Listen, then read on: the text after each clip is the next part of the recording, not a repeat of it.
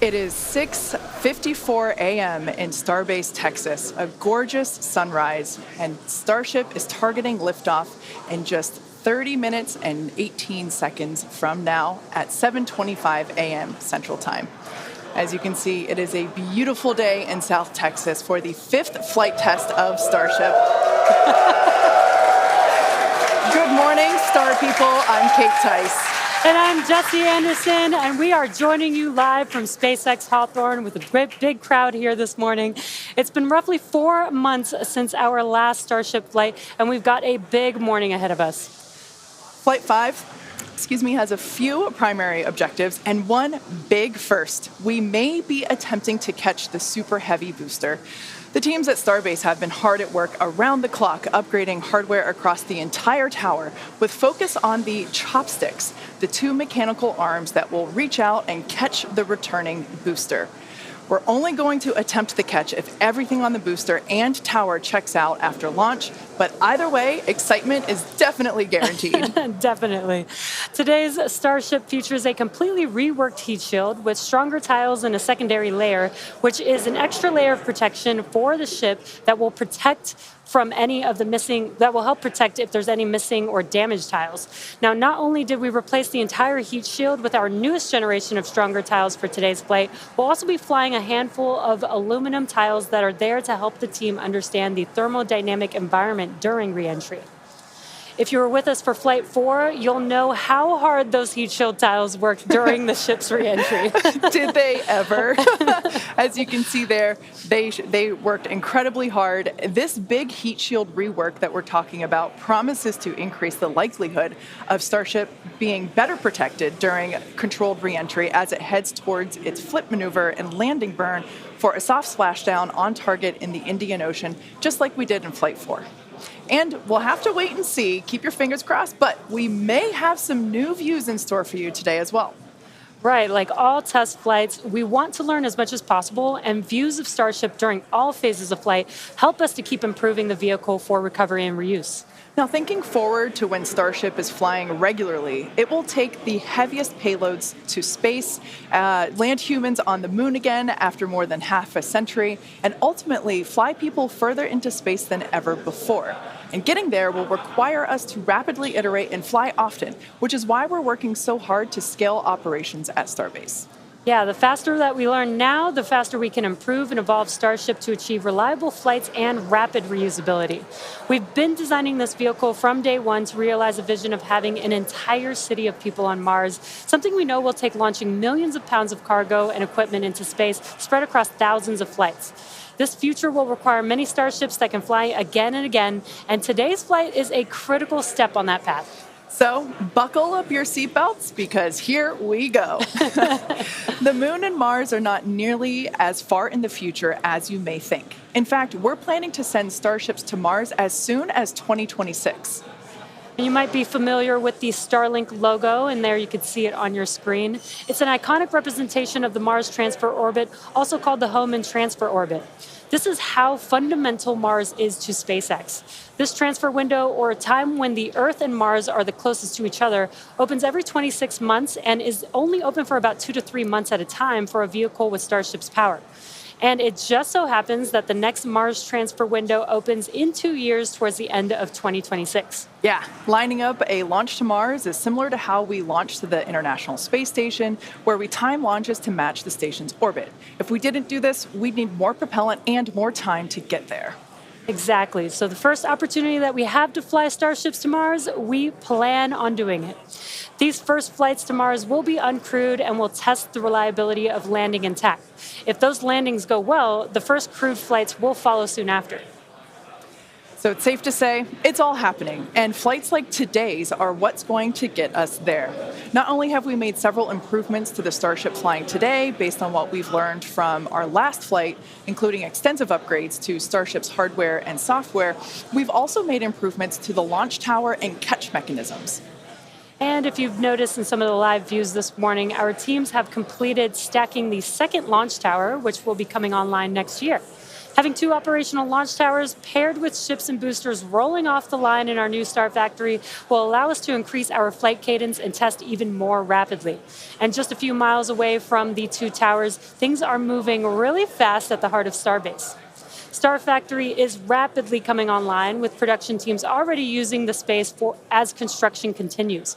The 1 million square foot Star Factory brings many parts of the manufacturing process under one roof for the first time, enabling moving as much system integration work as possible earlier in the build process, with the goal of eventually producing hundreds of Starships a year. That's crazy. It's such an impressive building. So, for example, teams can assemble an entire nose cone structure of a ship into a single piece and work on its internal systems all in one place.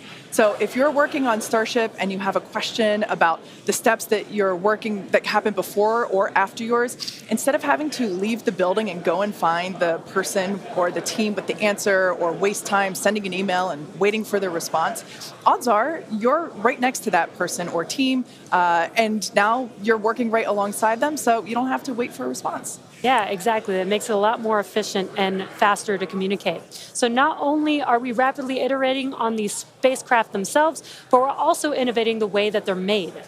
It's almost too much to keep up with. We're also posting updates on our account on X. If you can't keep up, that'll help you. So if you don't already, make sure that you follow us at SpaceX on X. And I have a feeling it's going to get pretty busy. Oh, that is definitely an understatement.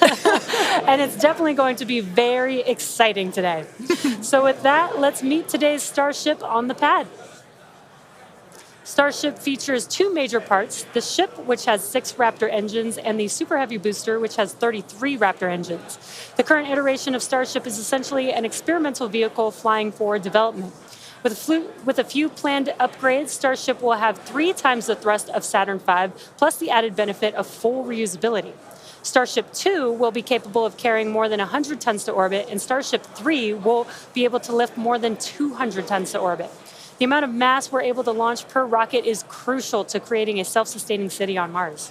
Now, to get a sense of how big Starship is, let's start with the average size human, which is about 2 meters high. Towering over our average human is the length of the Millennium Falcon, which comes in at 35 meters. Our Falcon 9 rocket, with the payload fairing attached, is double the size of the Millennium Falcon, standing at 70 meters. And nearly twice the size of that is the fully integrated Starship at 121 meters tall. The ship itself is about 50 meters tall, and the Super Heavy booster alone stands about 71 meters. And even crazier, eventually the ship and booster will get even taller with future design iterations. Can't imagine it being taller than that. Starship's first stage has a diameter of roughly 2.5 times that of Falcon 9, and with 33 much larger Raptor engines, which you can see there on your screen. Moving up the vehicle, the ship features 6 Raptors, 3 sea-level engines, and 3 vacuum engines, which are optimized to operate in the vacuum of space. The ship is designed for vertical takeoff and landing on any hard surface, like the surface of the moon. The ship is also outfitted with 4 flaps to help aerodynamically control the vehicle's attitude during atmospheric flight and enable a precision landing. To reach full reusability, ship must survive entry not just once, but over and over again. It took the teams at SpaceX about 3 years to develop the heat shield on Starship, and development for improvements is still ongoing. The ship's heat shield is composed of 18,000 hexagonal ceramic tiles designed to insulate the vehicle during atmospheric entry, where temperatures can be as high as 2,600 degrees Fahrenheit. And naturally, the tiles are designed for rapid reuse with no refurbishment between flights. As we mentioned earlier, today's Starship features a completely reworked heat shield with stronger tiles and a secondary protective layer. This promises to increase our chances of Starship making it through a controlled re-entry and hopefully a little more intact this time around. And in between our first and second stages is our hot stage, which we last saw in action on flights 2, 3, and 4. Speaking of, let's take a trip back in time and talk about that last flight. On June 6th, Starship successfully lifted off at 7:50 a.m. Central Time from Starbase, Texas, cleared the launch tower, and went on to accomplish several major milestones and firsts. As you can see there, Super Heavy booster lifted off successfully and completed a full duration ascent burn. I love the view of the sound waves there. Following separation, Super Heavy booster successfully completed its flip maneuver, boost back burn as well to send it toward the splashdown zone, and it also jettisoned the hot stage adapter, as you can see there. We don't have to jettison that adapter in future iterations because it'll be a different design. Now, as you can see here, the booster is returning back to Earth using those hypersonic grid fins to steer it towards a precise landing in the Gulf of Mexico.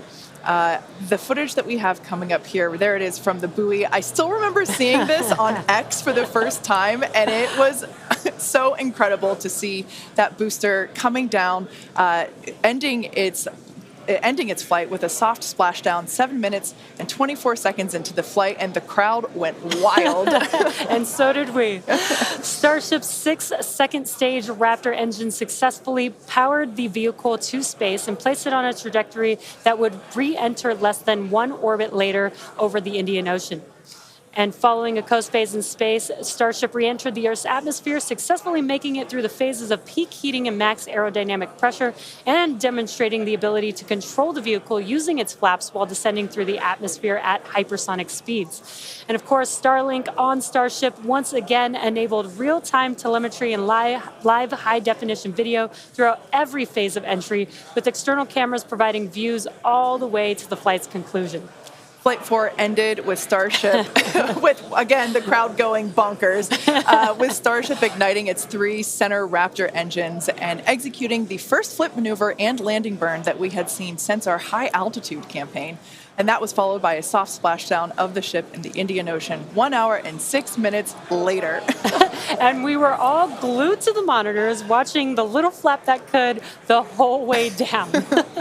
Seeing the landing burn and splashdown was an incredible moment for the entire SpaceX team, and we'll be looking out for many more of these incredible moments today. All right, so while today's mission profile is similar to Flight 4, we got a couple new test objectives, including catching the booster back at the launch tower. In about 18 minutes from now, Super Heavy will ignite its 33 Raptor engines and lift off from Starbase. A little more than 2.5 minutes into flight, the Super Heavy booster will separate from the ship in a hot stage separation. After that separation, the booster will perform a flip maneuver followed by a boost back burn. And about 2 seconds after that burn ends, we'll jettison the booster's hot stage. As it heads back towards the ground, the booster will either attempt a landing, will have a landing burn, but then will either return to the tower or splashing down in the Gulf of Mexico. Meanwhile, the ship's engines will remain lit for just under 6 minutes during its ascent phase before shutting down for the coast. The ship will coast for about 40 minutes or so, reaching a peak altitude of about 213 kilometers. After that coast phase, the ship will be attempting a controlled re-entry, including a flip maneuver and landing burn, like we saw on Flight 4, just before splashing down in the Indian Ocean. Now, we say attempting because, again, this is just a test and nothing is guaranteed. Except excitement. Well, of course there is that. Now, both the booster and ship have to contend with some extreme conditions on re-entry, which is where those heat shield tiles will be put to the test. For this flight test, we do not expect to recover any hardware from the ship. With the exception of Falcon, this is no different than what happens to most rockets flying today that are expended, meaning that they fall into the ocean after completing their mission. Eventually, we will return and reuse Super Heavy boosters and Starships as we do today with Falcon 9 and Falcon Heavy boosters. And in fact, we've landed Falcon boosters 352 times to date. Oh, man, I hear you say that number, and that is just wild. I still remember the night, or at least most of the night, that that Falcon landed for the first time, and it still feels like yesterday. Yeah, definitely one of my favorite moments at SpaceX. And returning Super Heavy promises to be an even more impressive sight and a huge moment on the road to rapid reusability. Yeah, speaking of rapid reusability, future Starship designs will give Super Heavy boosters a lighter weight and integrated hot stage intended for full reusability, which will mitigate the need to jettison the hot stage like we'll do today. Similarly, even though ship recovery is not expected, the telemetry and data we receive all the way to the end is what we're what we're looking for, and is what will get us to a rapidly reusable Starship of the future. Yeah, exactly. In other words, just like previous Starship flights, the payload for this mission is the data. All right. Now that we have a handle on today's flight test, let's check in with Dan, who is right in the middle of the action. He's just a few kilometers from Starship on the pad. How's it going, Dan? It's going great, Jesse. Welcome back to Starbase, everybody. It's been far too long. Little change of scenery this time. Right behind me is the Launch Control Center, where our flight controllers are counting down to our liftoff at 7:25 a.m. Central. We are a little bit later in our window. The main reason is we're working to clear out the range. Have not been tracking any technical issues so far to preclude that launch. So 7:25 a.m. Central, 12:25 UTC is what we're marching down to. As you can see, we're actively loading propellants onboard Super Heavy and Starship. Liquid methane for your fuel, liquid oxygen for the oxidizer. Prop load on the ship started at about T-minus 49 minutes, booster at T-minus 40 minutes. We're going to keep loading propellants on those vehicles right down to the wire. Ship will close out at about 3 minutes and 20 seconds before T0, and then booster just about 30 seconds later. Now, with our startup sequence, it's going to look very similar to what you saw on Flight 4. We already tested it with this booster and its static fire. We're going to see the Raptors start to make fire at about T-minus 3 seconds, and then we'll start them up in 3 different banks. The first inner 13 will fire, and then about a second later, 15 of the outer ring engines, and then about 0.8 of a second after that, those final 5. Another reminder, if we need to hold, we have a built-in spot at T-minus 40 seconds. We can hold for stuff like if we need to finish clearing the range or if any other technical issues pop up, just kind of in the last second. But if there's nothing holding us back, we're going to go right past that and go down to 0. So, I mean, as of right now, we're just under 14 minutes away from liftoff, not working any technical issues. Range is expected to clear. We're just clearing out a few more boats. And as you can see, the weather is perfect. We had 100% go for launch from the weather officer, so that was pretty unprecedented and something we really like to hear. If we're not able to go today, since we are loading prop, it would likely be about 48 hours before our next attempt. But good thing we're going to launch today. Really looking forward to being able to turn around and see it this time. Counting down to 7:25 a.m. Central, and I'll see you guys in a couple of minutes. I'll send it back to you in Hawthorne. Thanks, Dan. Now, one of the most exciting objectives for Flight 5 today is attempting to return the booster to the launch site that you see right there, and it will be caught by the tower. We refer to this simply as booster catch. As you've heard us say, Starship and Super Heavy are designed to be rapidly reused, which is why we've developed a novel way of returning the vehicles that leverages the same hardware we use for stacking ahead of flight. Right now, when we recover our Falcon boosters, they either return to a separate landing zone on land or to a drone ship in the ocean, both of which require time to transport the vehicle back to the launch site. In order for us to achieve truly rapid reusability, we need a quicker turnaround. And you can't get much faster than returning the launch vehicle right back to the launch site where it needs to be in order to launch again. For today's booster catch attempt, while there are thousands of criteria that need to be met, there are 3 primary gates that will be in play. In order to proceed, automated checks have to indicate we have a healthy booster and a healthy tower, and the flight director must issue a manual command, which is informed by manual checks from the flight control team. If this command is not sent prior to the completion of the boost back burn, or if automated health checks show unacceptable conditions with Super Heavy or the tower, the booster will default to a trajectory that takes it to a landing burn and soft splashdown in the Gulf of Mexico. Now, thinking to the future when we're operational, after a booster returns to the launch tower, it will be inspected and reloaded with propellants and then ready to launch another ship to orbit. For today's test, however, we're only going to attempt the catch, like Jesse said, if everything on the booster and tower checks out after launch. And of course, we will let you know as soon as we know if it's a go. And we're going to be listening very keenly for that call out. Now, as always, we accept no compromises when it comes to the safety of the public and our team. So to that end, the area all around the pad and the flight path are cleared well in advance. Exactly. A lot of things have to go right in order to line up the booster catch. So don't be surprised if we don't attempt the catch today. Either way, today's flight will generate data that will continue to inform our future flights and help us get to that operational cadence. Yeah. Oh, you can't forget what else it will generate. Are you thinking what I'm thinking? I mean, I was going to say a sonic boom. Oh, I was going to say excitement, but that's a really good reminder. Now, if we do make it to a catch attempt today, Super Heavy may generate a sonic boom upon its return. And that's basically a brief thunder-like noise that we hear when an aircraft or other object travels faster than the speed of sound. Anyone that has been in the area for a Falcon 9 land landing in Florida or California, or even some space shuttle landings, may have heard one of these. Generally, the only impact in those surrounding areas of a sonic boom is the brief noise, with variables like weather and distance impacting if or how the sonic boom is heard. Here's a brief look at how these sonic booms look and sound on Falcon. I know a lot of people will be excited when they hear the sonic boom. And these are going to provide quite a show because you're going to hear those sonic booms.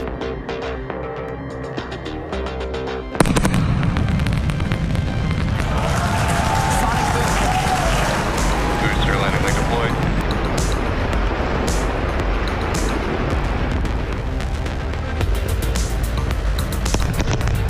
That sonic boom is great for us. That thunderclap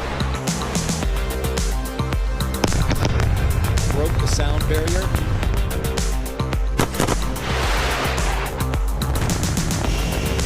Side booster separation confirmed.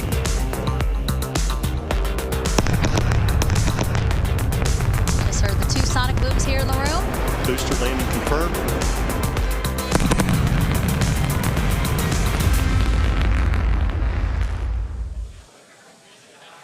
As our test flights continue, we plan to demonstrate ship-to-ship propellant transfer, which will be important in preparation for Starship taking astronauts to the moon as part of NASA's Artemis program. SpaceX will perform one uncrewed demonstration flight before NASA's Artemis 3 mission, which will be the first human surface expedition since 1972. Also, in preparation for missions to the moon and Mars, we're gaining tons of knowledge from our human spaceflight missions, including free flyer flights like our recent commercial astronaut mission, Polaris Dawn. Polaris Dawn was the first of up to 3 missions in the Polaris program, which is demonstrating new technologies, conducting extensive research, and will culminate in a flight of Starship with humans on board. After nearly 5 days in orbit, Dragon and the 4-person Polaris Dawn crew safely splashed down on September 15th off the coast of Florida, completing the first human spaceflight mission of the Polaris program. The Polaris Dawn crew performed some incredible firsts during their mission. Dragon and the crew reached 1,408.1 kilometers, the highest Earth orbit ever flown, and the farthest humans have been from our planet since the Apollo program. The crew also performed the first ever commercial EVA, or extravehicular activity. And as you can see there, they were wearing the new EVA suits that we developed here in-house. This was an incredible moment to see Jared and then later Sarah emerge and perform this EVA with Earth behind. Now, in addition to this incredible spacewalk, they also conducted about 36 research studies and experiments from 31 partner institutions, including NASA. And in addition to all of that, they also tested Starlink laser-based communications in space. The data gathered from Polaris Dawn missions is invaluable, much like the data that we're going to see after today's flight test of Starship. So we're coming down to T-minus about 7 minutes. Let's check in with Dan. Hey, thanks, Kate. So yeah, we're right at about 7 minutes away from launch. The main thing we are still working is that range clear. Again, we have to make sure boats, airspace, everything is cleared out of the way for our ascent corridor, basically the Gulf of Mexico, where we're launching through before we can actually launch. And so we're working on clearing out just a few more boats. We do have a window, remember. So if we end up holding at like a T-minus 40 seconds, we can hold for several minutes, allow those boats to get out of the way, and then we can launch. Our window is from 7 to 7:30 Central, so we don't have a huge amount of time today, but we do have some margin if we need to work with it to still get off the ground today. For now, though, we're coming up on finishing prop load on both vehicles. Header tanks are pretty much topped out on the ship. Those are going to be used for its landing burn. And again, we're going to be closing out all of the prop load at about T-minus 3 minutes, 20 seconds for the ship, and then just 30 seconds later for booster. One kind of cool thing to talk about, so the folks in launch control behind me, after liftoff, they're going to have some pretty special tasks today if we're going to go through with the catch. They're going to be doing some really detailed inspections just visually of all of the different tower systems, a lot of those things that we upgraded, just to make sure that we are in the right posture to actually proceed with the catch. So they'll be working kind of fast and furious behind the scenes to inform the flight director's manual command to send the booster back. So if we hear that command being sent, that's going to be just the roof's going to come off. That's going to be a really exciting moment. So otherwise, if we don't go today, as you guys talked about, there is a chance, and if we don't send the booster back, we'll do a landing burn and a splashdown in the Gulf, and then that's just another landing burn to gather more data, learn more lessons from, and then we'll come back and try the catch again on the next one. But as of right now, we're coming up on 5 minutes. There is a chance that we'll hold or extend into the end of our window, so don't be surprised if that ends up happening. But if those boats do get out of the way, we are just about 5 minutes away from launch. So I'll check back in just a moment, but back over to you, Kate and Jesse. Thanks, Dan. Our rapid iterative development approach has been the basis for all of SpaceX's major innovative advancements, including Falcon, Dragon, and Starlink. Today, we're testing hardware and systems, and we need to know how they perform under the most extreme conditions. We'd much rather find the bugs now during testing than later on when there's more on the line. And to reiterate, while we do determine an acceptable level of technical risk on our vehicle and pad in order to learn as fast as possible, we accept no compromises when it comes to the safety of the public or our team. So that is to say, this is only the fifth of many future flight tests of Starship before it becomes fully operational. You might remember the Starlink panels that are incorporated into Starship, and you can see them there on your screen, those rectangular panels on Starship's nose cone. Starlink brings us the epic views in space and on re-entry, and also helps deliver us the critical flight data engineers need to continue development. In addition to enabling our rapid iteration on Starship, Starlink is also enabling life-saving communication here on Earth. SpaceX is sending tens of thousands of Starlink kits in response to Hurricanes Helene and Milton, and providing free service through the end of the year to support recovery efforts. The Starlink team also worked with T-Mobile to activate our direct-to-cell satellites to provide basic texting on T-Mobile and emergency alerts for all phones and carriers of those in affected areas. If a phone connects to a Starlink satellite, it will have 1 to 2 bars of signal and show T-Mobile SpaceX in the network name. SpaceX's direct-to-cell constellation has not been fully deployed, so these services are being delivered on a best effort basis.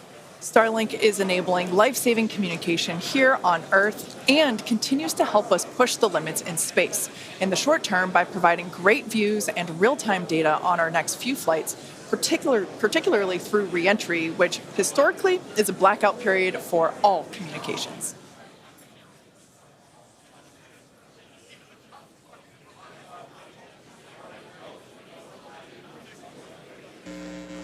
All right, so we're coming up on 2 minutes, 30 seconds away from launch. We were hearing like there was a pretty good chance we were going to hold at T-minus 40 seconds, but surprise, now it sounds like we might not be. So we are just a little over 2 minutes away, so a couple more things going to be happening. We did just close out our propellant load on the ship and the booster, so 10 million pounds of propellant on that vehicle on the pad here at Starbase, getting ready to go. We're going to start clearing out all of the lines that are basically pushing all of that propellant to the vehicles. Those get cleaned out or cleared out on the ground before we lift off. We're doing some final checks on the vehicle, the thrust vector control that we're going to use to steer it, as well as the guidance system doing its final alignment, just a lot of our final checkouts. But we are starting to hear that it looks like the range is going to be clear at our liftoff time of 7:25 a.m. Central, 12:25 UTC. So that puts us 1 minute, 20 seconds away from launch. Still not tracking any technical issues. That range clear is the only thing that's been potentially poking at our launch. So I'm going to start to quiet down. We'll hear our flight director for today, Tristan Pierce, give some of the final call outs. As of right now, we are 1 minute away from liftoff.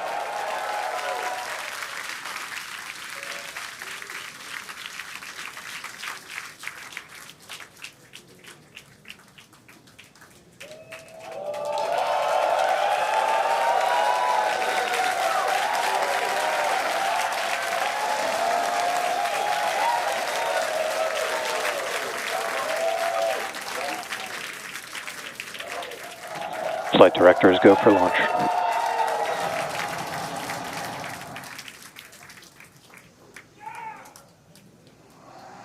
Best words you could possibly hear 20 seconds away from liftoff.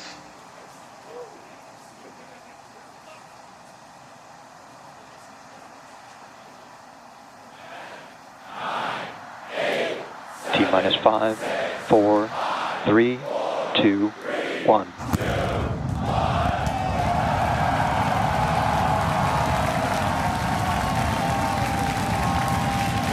We have liftoff. Vehicles pitching downrange.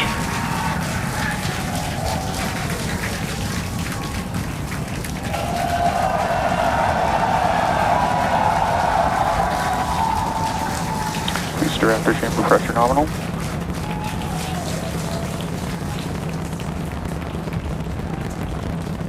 "30 seconds into the flight, the rumble's just starting to reach us here at launch control.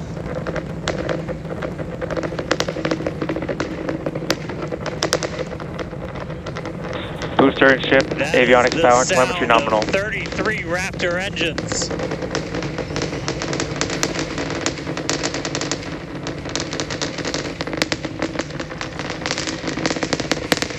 Max Q. Now pass through the maximum aerodynamic pressure, the most stress the vehicle's going to see on the way uphill.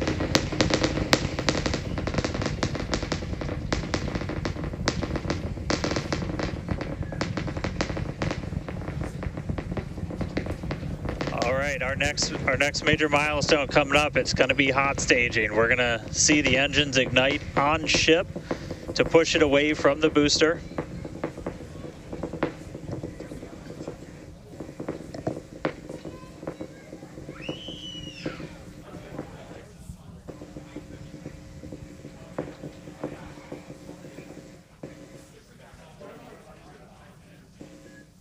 All right, so hot staging is going to be the next thing coming up. First, we're going to see the booster's engines start to shut down, all but 3. We're going to do what's called most engines cut off instead of main engine cut off, because 3 are going to keep going, and then we're going to see the engines on ship ignite.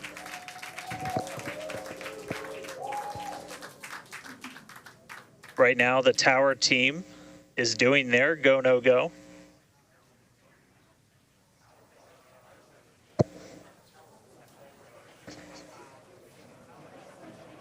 And we might hear some really good words soon, too. All right.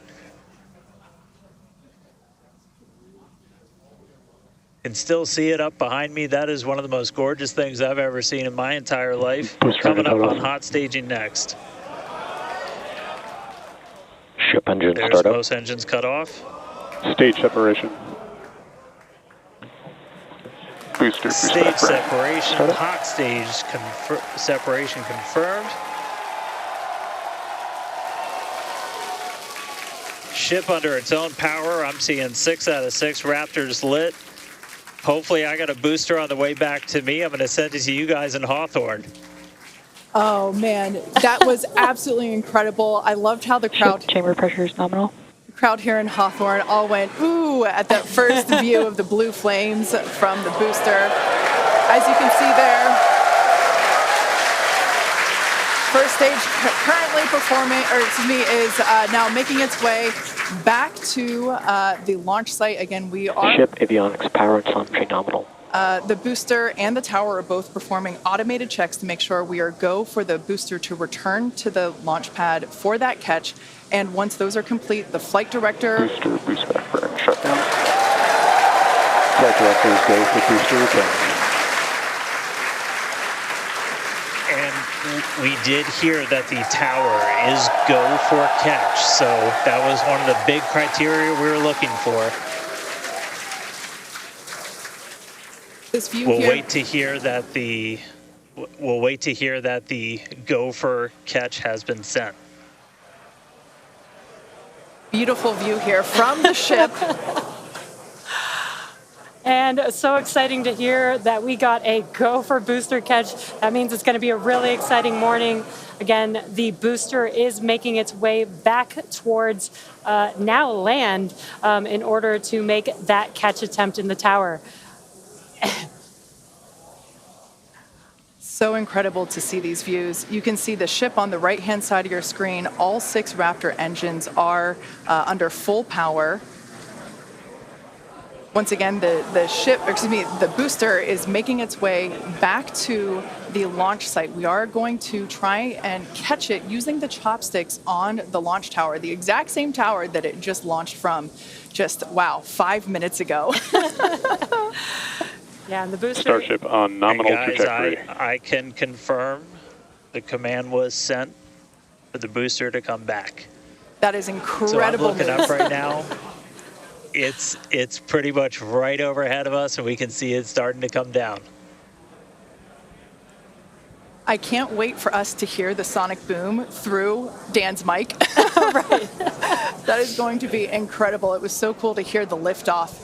And so once again, a successful on-time liftoff of Starship Flight 5. The ship has separated from the booster. The booster is there on your screen. It is making its way back to the launch site. We are going to attempt the catch using the chopsticks. We did hear the confirmation that the command was sent to the tower. We are go for catch. And in order to. And guys, we should just be about 30 seconds away from our landing burn. It's going to happen in 3 phases. We're going to land 13 engines, burn off all of that velocity. Oh, we can see it coming down through the plume. Booster coming in hot for booster catch. We're going to ignite 13 of those Raptor engines, and this view is incredible right now. You can see how fast this vehicle is moving on the left-hand screen. Landing burn has 13 been engines. ignited. We're now down to 3 Raptor engines. We can see those chopsticks now in view.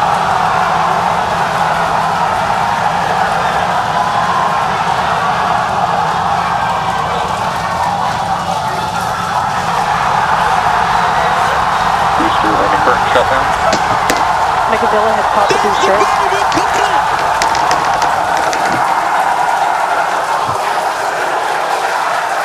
This is absolutely insane. On the first ever attempt, we have successfully caught the Super Heavy booster back at the launch tower. What an incredible view! Are you kidding me?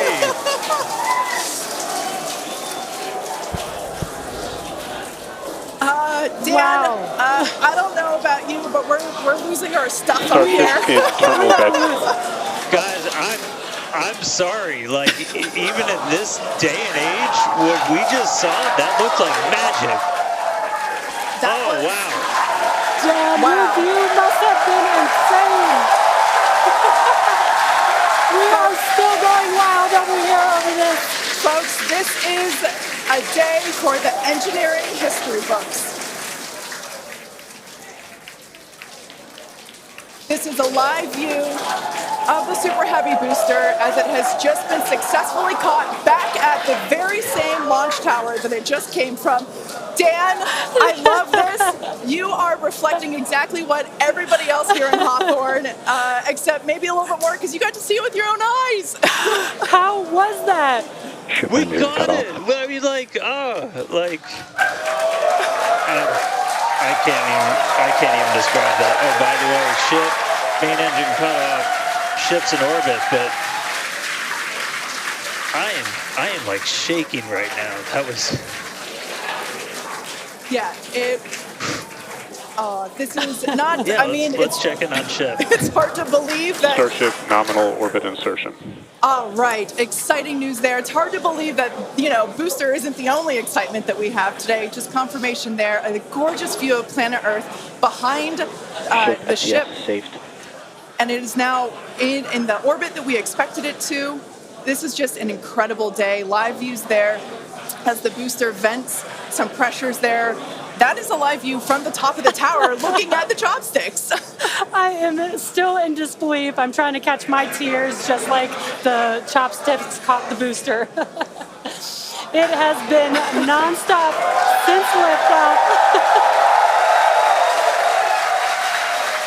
And we are all so excited about everything that's been happening so far this morning. With the booster having completed its job for today, we are going to take a short break for the next 30 minutes. We'll return back at T plus 40 minutes while the ship continues to coast before re-entry. Oh man, and as with previous flights, Starlink may actually enable us to talk with the ship through re-entry with no communication blackout. We of course are still testing Starlink during this phase of flight, so nothing is certain, but if we do have views, we'll be sure to bring those to you live. Views or no views, we'll see you back here at T plus 40 minutes for coverage of Starship's re-entry, flip maneuver, landing burn, and splashdown.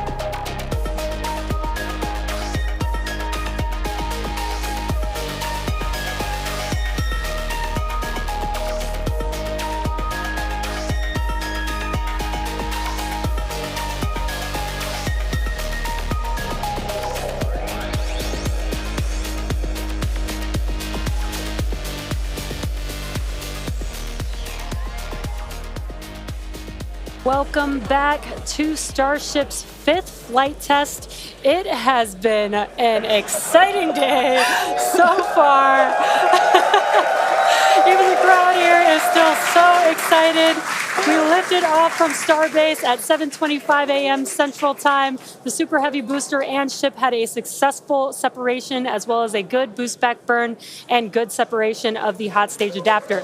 The Super Heavy booster then completed the landing burn with 13 Raptor engines igniting and slowing down the vehicle perfectly for Mechazilla to catch the Super Heavy booster for the first ever land recovery of the vehicle.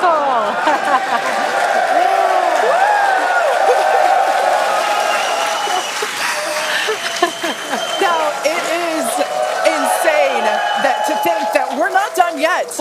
We still have, in about 48 minutes, the ship will re-enter. All the flaps that will today, not that could. The ship will re-enter the Earth's atmosphere. Now, as a reminder, one of the main goals of today's test flight is for the ship to make it through the extreme heat of re-entry and to do so in a controlled manner. We learned a lot about this phase during Flight 4 and, as a result, completely reworked the heat shield, but more on all that in just a minute. Now, re-entry is typically a portion of flight where we don't have communications with the spacecraft because re-entering, it'll be re-entering at about 8 kilometers per second, or about 5 miles per second of roughly orbital velocity. Now, those speeds, the spacecraft moving through the atmosphere results in friction and creates a plasma field around the vehicle. We saw this in action on Flight 4 thanks to Starlink, and wow, it was breathtaking. The blanket of plasma ends up distorting communication frequencies, so it's not uncommon to experience brief blackouts in communication, but hopefully that's not the case today. And Kate, that's where Starlink has just kind of been just the unsung hero and the MVP of this test campaign. I mean, it's able to give us data, not just awesome video, but also data in real time as we're going through reentry. I mean, this is something that throughout the history of spaceflight just hasn't been possible. And this is an environment that is so unforgiving, so hard to model, so hard to understand. And for the first time ever, we're able to literally watch as it unfolds in real time, get that data in real time. And we're able to do that with Starlink. And it's great for us because we get to see something. We get to see the greatest light show on the planet or off the planet. But what it means for this program, we're able to learn tremendous amounts about our heat shield, our angle of attack, everything that we're doing as we're coming in through the atmosphere at hypersonic speeds. And it's you can't just thank it enough. And also, special shout out, you're going to see some additional flap camera views. We've got a really amazing team of avionics, cameras, electronics, software people who made all that possible. And so hopefully they're going to give us an even better show on the way in today as we're coming in at about 5 times the speed of sound. Yeah, those flaps, Dan, that you see there, that's what's helping. Starship is in a good attitude for entry, approaching the entry interface. And some good call-outs there, preparing for re-entry for Starship. And again, that's what Dan was mentioning, those flaps on the vehicle. And if you've been watching us for the last few minutes, you could see that the flaps were rotating around and helping orient the vehicle as it prepares for the beginning of re-entry today. Yeah, exactly. Re-entry will be enabled by that heat shield that you see on the bottom half. That heat shield is made up of 18,000 hexagonal ceramic tiles, and they are designed to insulate the vehicle during atmospheric entry. At that point in time, temperatures can be as high as 26,000 degrees Fahrenheit or about 1,400 degrees Celsius. The design itself also permits for rapid reuse with no refurbishment between the flights. And fun fact that I think is just incredible in terms of scale, but the heat shield alone on the ship has a total mass of 10.5 tons, which is crazy because these things are really lightweight. They're made out of ceramic. We have a couple of them here. The one that I'm holding is used on flat surfaces, as let's see if we go that way, because as it's flat. The one that Jesse has is kind of more what you see there on the side. Yeah, exactly. And having these different shapes, the flat version and the curved version, allow us to cover a lot more of the surface area of the vehicle. Again, we need to protect every portion of it. So even those curved surfaces, and especially the hinge area, if you watched Flight 4, is really what we want to make sure that we protect. And yeah, Kate, these are very, Super very lightweight. But when you put 18,000 of them together, they add up to 10.5 tons, which is incredible. Now, we did mention earlier that the heat shield has been completely reworked. Starship has entered the atmosphere, remains on a nominal entry trajectory.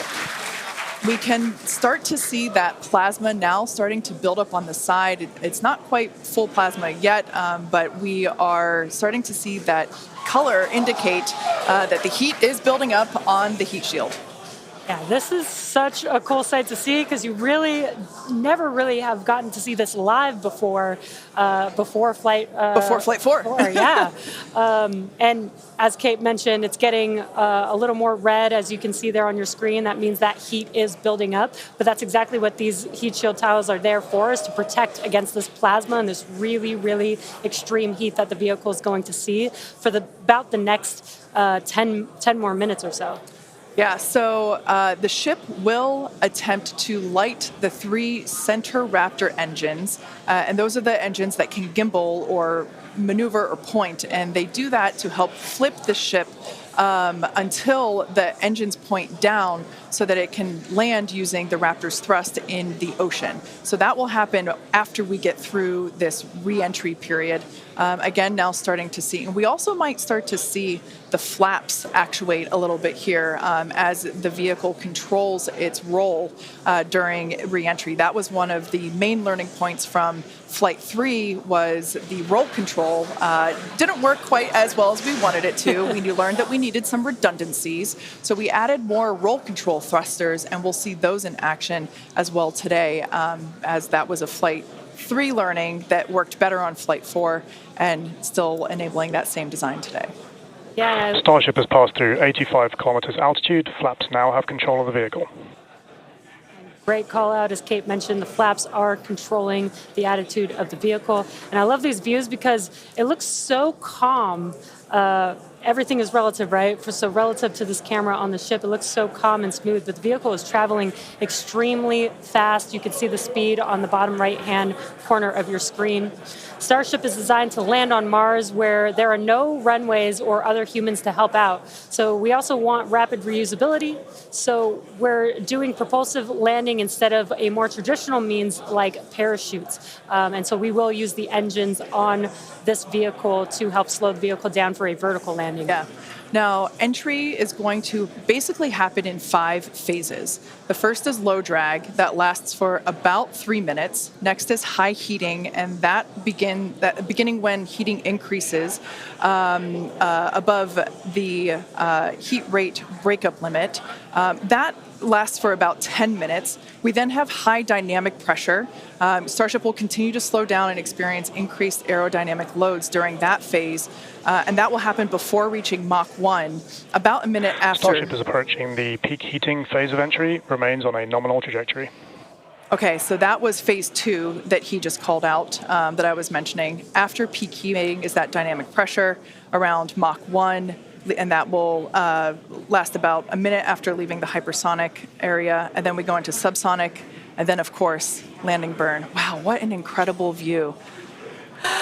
The colors are so amazing, and the colors actually also tell you a little bit about the temperature that the vehicle is seeing as well. So I think that's pretty cool that we get this amazing live visual. Speaking of live visual, the flap, we have more views, more cameras on board Starship, as Dan mentioned a few minutes ago.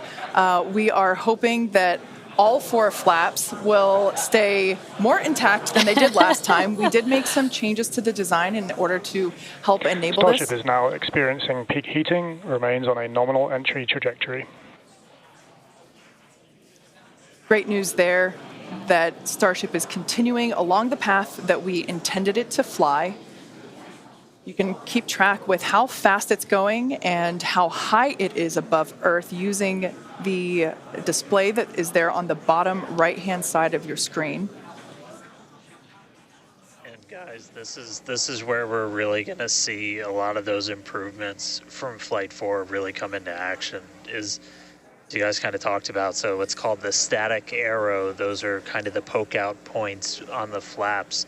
Those get exposed to some pretty extreme heat environments, and so we added some additional, basically made it a lot more robust for the thermal protection there. And we learned not just from visuals and stuff like that. We had those missing tile tests on Flight 4 where we intentionally left some out, kept in some backup layers. They're called ablatives, which means they just gradually melt away to help dissipate the heat. And we've got an entire layer of ablative underneath the tiles on this Starship today. So even if you get a gap in a tile or a tile is broken, anything like that, we've got essentially backup options. And what we're really trying to do today is do an on-target landing. As we lost the flaps, you lose a lot of your control, and so we didn't land right on target last flight. This time we're trying to really nail the target within just tens of meters, and that'll just be a really huge step on feeling like we're closer to bringing a ship back. Obviously, there's a lot of work before we get there, but we just caught a booster. We're going to start looking real soon at when we can catch a ship. So the view on your left is as a helicopter passes by Dan, bound at Starbase. The view on your left is a camera that's positioned near the nose of the ship, looking basically down toward the flap. The view on the right is looking perpendicular to the flap. So we're looking basically bird's eye view onto the flap on the left-hand side, and then a worm's eye view from the side with that view on the right. Yeah, sorry about that, guys. Maverick just buzzed the tower. He might be coming back, so. Now, these views brought to us by Starlink. It's incredible that we have this high-definition capability. In fact, that view on the left... Starship is now halfway through the peak heating phase of entry, remains on a good trajectory. So great news there, hearing that we're about halfway through the peak heating phase. Like I said earlier, this lasts roughly 10-ish minutes. And we did hear earlier that the flaps have control of the vehicle, so also good news there. It is incredible that we've basically had views the entire time. Right, yeah. Thanks to Starlink. My memory did black out a little bit after booster catch, so I think we had views. But all through the coast phase, we had some beautiful views of planet Earth behind the ship as it was in its orbit. Yeah, and I also do want to point out on your right-hand screen, we've got a more encompassed view of the flap. As we watched in Flight 4, the hinge area was the area where we got a little bit of that burn through. This view, this new camera view on the ship, will help us be able to visually see more of what's happening in that area. And again, we have improved our heating tiles, and so hopefully we've protected the hinge a lot better this time. Landing chill has started. But again, these views are additional to the data that we get on these flight tests that help enable us kind of put the data that we get in the computer to the visuals that we see and try and align those and use that for improvements in the future. Now, we heard a call out there saying that engine chill has begun. This is an indication that we are starting to flow a little bit of the super cold liquid oxygen through the hardware, through the Raptor engine, specifically the turbo pumps, to help ensure that the hardware is at the right temperature before we give a full push, a full flow of propellant at engine startup. So all of that to say, we are getting closer to the landing burn. We definitely are. And again, if you look at the bottom right hand of your screen, you can see the altitude that the ship is, and it has been slowly making its way closer and closer to Earth. We're currently at about 63 kilometers from planet Earth, and you'll see that number trend lower and lower as we get closer and continue through this reentry. Yeah, this is going to go on for a little, actually a while longer. We have about 10 minutes or so, roughly, before we execute the landing, the ignition for the landing burn, starting with the landing flip. So we're making a controlled reentry. This is one of the primary objectives for Starship today, is to demonstrate another controlled reentry, even more controlled than what we saw on Flight 4. And so far, that is looking good.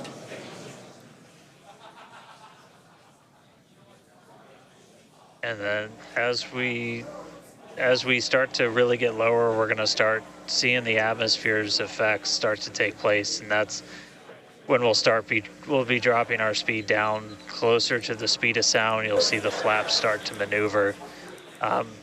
We were able to do a landing burn on Flight 4, which kind of caught all of us off guard. It was pretty incredible after seeing the flaps survive through.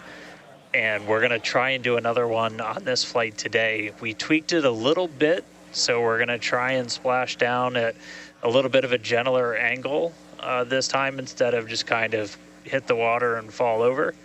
And the goal with that is try and keep the ship intact, and then if we're able to then get some additional video of it, again, that's just more data. And everything we can see, everything we can get extra, like a couple extra seconds or minutes of data coming from the ship after Starship has splashdown. passed through the peak heating phase of flight, approaching maximum entry dynamic pressure.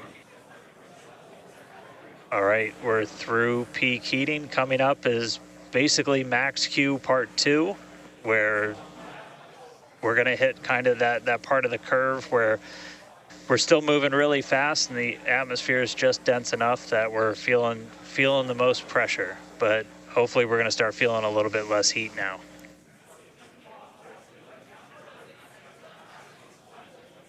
Looks like we got more views of each of the flaps on the ship as it's making its way back down to Earth. And we did pass through peak heating and still got really good views throughout that whole period. Typically during the highest heat on the vehicle, we tend to build up a lot of plasma, and that's typically when we would lose connection or views of the vehicle. But again, with Starlink, we were able to get some live views throughout that entire process there. And we're coming up, we'll start hearing a couple more milestones in about 4 minutes or so, when we start getting down to like the transonic, the subsonic, when we're starting to move closer to and beneath the speed of sound. And I mean, we're getting live views, we're getting live data. We've got a couple additional tests on this one today where we left off some missing tiles again to test some additional backup layers. We also have, I don't know if we can still quite see them in this view, but you may have noticed we had some kind of silvery looking tiles on Starship as well. And those were pretty much standard tiles, but they were wrapped in aluminum. And it was a pretty simplistic, straightforward one where aluminum starts to melt at roughly the same temperature where steel starts to lose its strength, not necessarily melt. And so if we see stuff melting, we know what our steel is going to be exposed to. But yeah, 59 minutes since launch, should be coming up on transonic and everything in just about 3 minutes. Now the views here, we have coverage of all 4 flaps. We can see, so for those that perhaps didn't catch a glimpse of the vehicle before liftoff, there are 2 flaps at the forward end and 2 flaps at the aft end. The larger camera view that is there on the right-hand side of your screen, that is a view of one of the aft end or the bottom end flaps. We can start to see some heat buildup and peeking through on one of the flaps there in the top left-hand corner of your screen.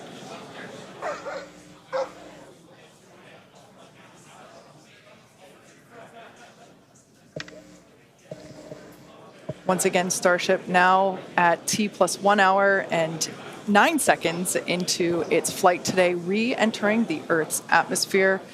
Currently about 45 kilometers above the surface of the Earth, now 44. We are targeting a soft splashdown in the Indian Ocean, about, northwest-ish of Australia. And we are attempting to, as we did on Flight 4, perform a flip maneuver as well as Starship is at maximum entry dynamic pressure, remains on a good trajectory. All right, so that is great news there. Like Dan said earlier, this is basically max Q part 2. So this is the greatest amount of aerodynamic loads that the vehicle will experience during its flight. It's coming back through the Earth's atmosphere. It was above the Earth's atmosphere in space where there was no friction. We can obviously see heat as evidence of that friction buildup. The atmosphere is actually helping to slow the vehicle down. If you're watching the telemetry in the bottom right-hand corner of your screen, you can see that speed decelerating rapidly.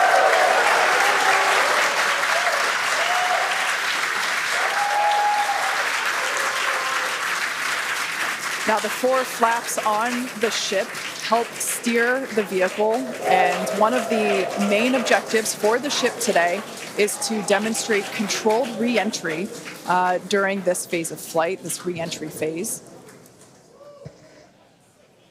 Yeah, and we have 6 engines on ship, but we only need 3 of them, the 3 sea-level engines. We will have that flip maneuver happen very close to touching down for splashdown. We'll do that flip maneuver, ignite those engines, slow the vehicle down immediately, and then hopefully have what we call a soft splashdown in the water. It's probably going to feel a little bit harder on the top of the surface of the water, but it'll look pretty gentle. Yeah, and like we said earlier, we hope to have some more views, even of that phase of the flight. So fingers crossed that we can we can bring those to you. We are hoping to splash down softer than we did last time on Flight 4. Right now, Starship continuing to make its descent back to planet Earth. Starship is at Mach 2, remains on a good trajectory. All right, great news there. That tells us that the vehicle is traveling twice the speed of sound. So we will then, the next call out that we'll hear is that it is, traveling about the speed of sound. And then we will hear a call out that that will be the call out that it is transonic. And then we will hear another call out saying that it is subsonic, meaning going slower than the speed of sound. Starship is transonic. There it is. So at this point in time, we say transonic because certain parts of the vehicle, like the flap that you see on your screen, might be experiencing airflow faster than the speed of sound, while other parts of the ship may be experiencing airflow. Starship is in the subsonic belly flop. All right, so now the entire vehicle is traveling slower than the speed of sound, so subsonic. The crowd here at Mission Control Hawthorne also getting excited, just like us. We're awaiting a water landing. We are going to reignite the 3 engines to perform that flip maneuver, and we're basically about a minute and a half, away from the landing flip. Yeah, the crowd's getting excited here as we get closer and closer to splashdown. Again, just about a minute away from the expected splashdown, so we should see a lot happening coming up here shortly. We're currently having a view of one of the flaps, and it is a little bit dark on your screen, but hopefully we'll get some good views of the ship as it makes that flip maneuver and touchdown for splashdown. Yeah, guys, we saw that speed drop like a rock. So we're doing a belly flip right now, or a belly flop right now. That's what's kind of, if you saw the high altitude campaign, that's the unique thing about how Starship comes back. So we've bled off pretty much all of the speed we're going to. We're essentially at terminal velocity. Starship is at 5 kilometers altitude, remains on target. Five to go. Coming up soon. Landing burn.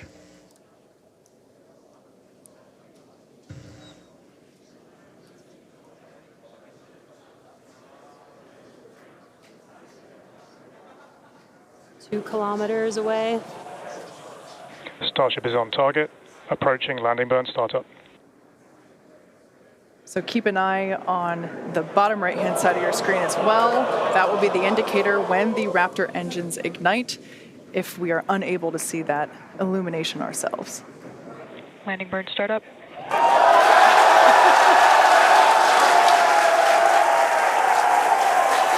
a cool view of the reflection of that landing burn. We can see the water just behind the ship.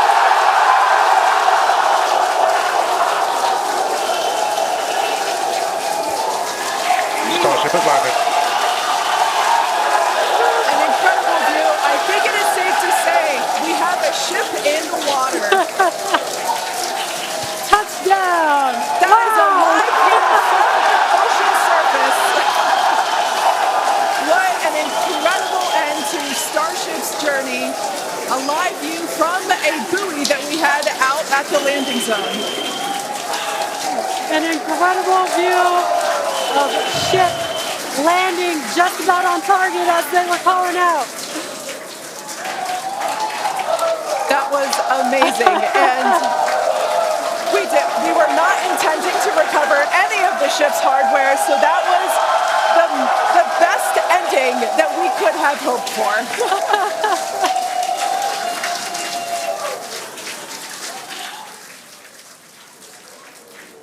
Man, I don't think we're going to be able to get a ton of extra video of the heat shield, but we hit the target. We hit the target. Yeah. I mean, we hit the target because we had these buoys placed in a pretty specific spot, so wow. What a day. I feel like that's what I get to say. What a day. I mean, everything started off today with that launch. We were able to lift off towards the end of our window, 7:25 a.m. Central Time. 33 out of 33 Raptors in the way uphill. Successful hot stage. Booster came back. We watched it come down right behind us. Watched it get caught. And that broke my brain for a while. I'm really happy we had coast for a bit, but that's first ever booster catch, major step on the way to rapid reusability. And ship just gave us one heck of a show, making it through a controlled re-entry this time, flaps intact, made it down to the water. Hey, Starships were meant to fly, and it sure as hell flew today. So let's get ready for the next one. Over to you guys. They were meant to fly, and they were also meant to be caught by Mechazilla. Yeah. It's been such an incredible day today. Congratulations to our teammates and to everyone who supported the Starship program. And thank you to all of our future customers for your support. And we'll also like to thank the people of Cameron County, Texas, as well as the Coast Guard, the Federal Aviation Administration, the Government of Mexico, and the Australian Space Agency. Now be sure to follow SpaceX on X for more updates on today's test flight and, of course, for future Starship news. Today was amazing, but the SpaceX action isn't over yet. Soon Falcon Heavy will launch NASA's Europa Clipper, and we're also going to be returning Dragon back to Earth with NASA's Crew 8 astronauts. So congratulations again to the SpaceX team. What an amazing launch and an even cooler catch. Thank you for watching, but we're going to leave you with an awesome recap of what has been the most epic day.